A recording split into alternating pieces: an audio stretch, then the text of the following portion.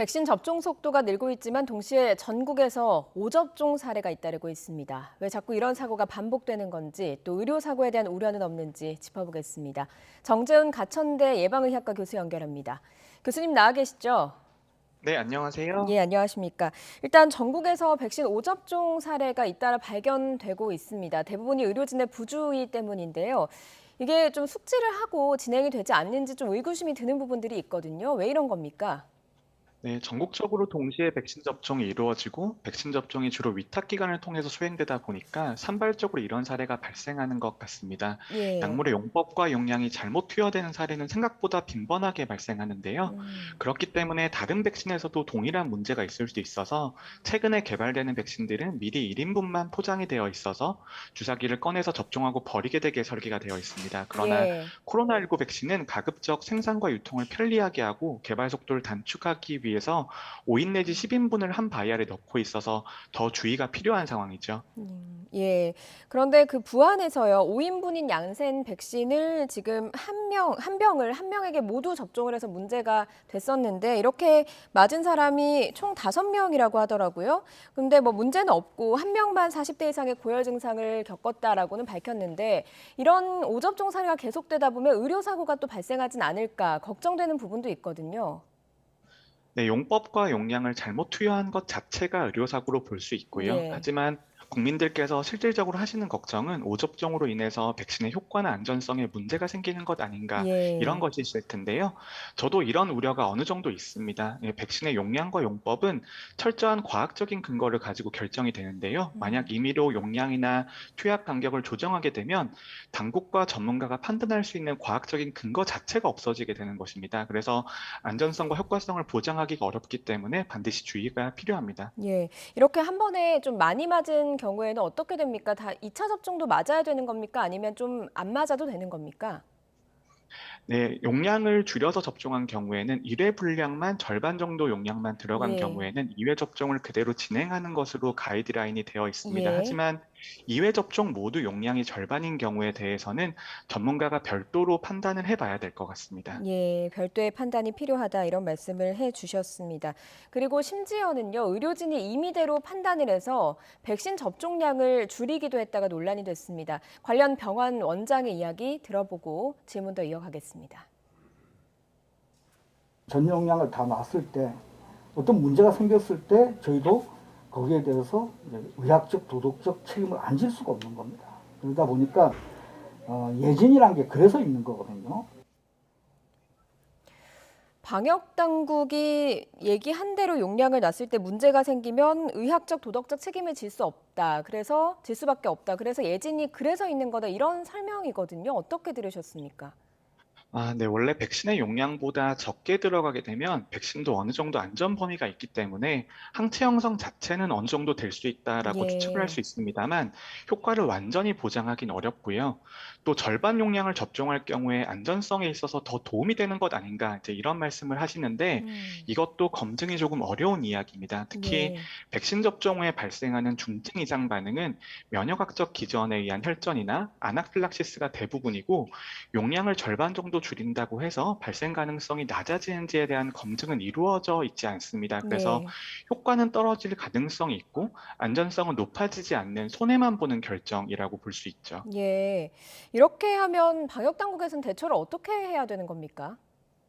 네, 방역 당국에서는 교육과 사례 전파가 중요하다고 보고요. 이런 사례들이 전국에서 지속적으로 발생할 겁니다. 예. 하지만 주요한 패턴들이 있을 거고요. 그런 패턴에 대해서 접종기관에게 전달해주고 주의를 부탁하는 것들이 현실적으로 가장 도움이 될 건데 저는 그것보다도 이제 의료인들 그리고 현장에서 접종을 수행하시는 분들에게 충분한 행정적이거나 제도적인 지원도 있어야 된다라고 봅니다. 예. 의료인이라고 해서 백신에 대해서 모든 정보와 판단을 혼자서 내릴 수는 없고요. 음. 그리고 일상적인 업무에 부가해서 민간 의료기관이 백신 접종이라는 국가적 업무를 도와드리고 있는 상황인데 예. 현재 정부의 민간 의료기관에 대한 지원이 좀 부족하다고 볼 수 있고요.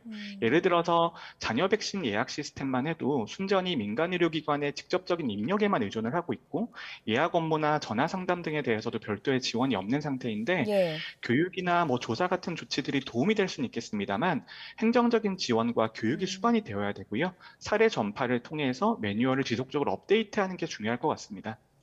예. 그런데요, 교수님, 그 현장에서 이제 백신을 맞으면서 혹시나 나에게도 좀 접종할 때 오류가 생기지 않을까 걱정하시는 분들 많을 것 같거든요. 마냥 무턱대고 의료진을 믿어야 하는 건지 아니면 좀 확인할 수 있는 방법이 없는 건지도 궁금하거든요. 네, 확인할 수 있는 방법이 일반인들에게는 좀 어렵고요. 그렇기 예. 때문에 의료인들에 의해서 전문적으로 접종이 이루어져야 되는 겁니다. 그래서 의료인들에 의해서 충분히 접종이 이루어질 수밖에 없는 그런 상황이기 때문에 정부나 당국 그리고 전문가들이 이런 사례들을 지속적으로 알려드려야 된다라고 봅니다. 예, 어떤 병원에서 어떤 문제가 발생했는지 좀 방역 당국과 정부에서 지속적으로 알려줄 필요가 있다라는 말씀이셨고, 일단 맞는 분들 입장에서는 믿고 맞을 수밖에 없겠네요. 네, 그런 상황입니다. 예, 알겠습니다. 그리고 지난주부터 얀센 백신 접종이 시작됐거든요. 그런데 문자 조사를 했다고 해요. 그런 22%가 전신 반응, 뭐 열이 나고 근육통이 있고 뭐 이랬다고 하는데 좀 일반적인 증상이라고 보면 되는 걸까요?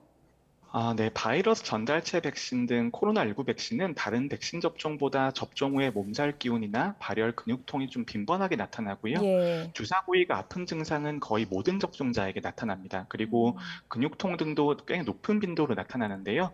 이런 사실 자체는 이미 많은 국민들께서 알고 계시지만 그래도 접종 현장에서 이런 증상이 어떻게 생길 수 있고 대처를 할 수 있는지에 대해서 알려드릴 필요가 있다라고 봅니다. 예. 언제나 더 알려드리는 게 더 중요합니다. 예, 그 주변에 얀센이나 아스트라제네카 백신 맞으신 분들 보니까 한 이틀 정도는 열이 나는 경우가 있더라고요.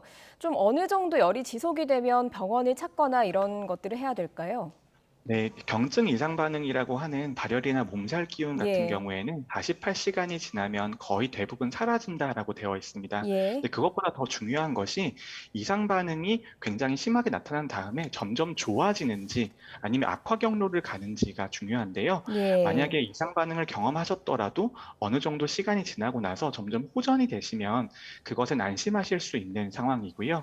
하지만 두통이라든지 발열이 점점 더 심해진다면 음. 반드시 의료기관을 방문하시는 게 좋겠습니다. 예, 알겠습니다. 참고를 하시면 좋겠고요. 그리고 뭐 계속해서 부작용에 대한 우려도 계속되고 있는 것 같습니다. 사망 소식이 계속 들려오고 있는데 얀센 백신 맞고 30대가 사망한 사례도 나왔고 20대 육군 병장이 화이자 백신 맞고 엿새 맨에 사망하는 일도 있었고요. 또 아스트라제네카 맞은 50대가 숨지는 일도 있었거든요. 이런 것들을 좀 어떻게 봐야 되겠습니까?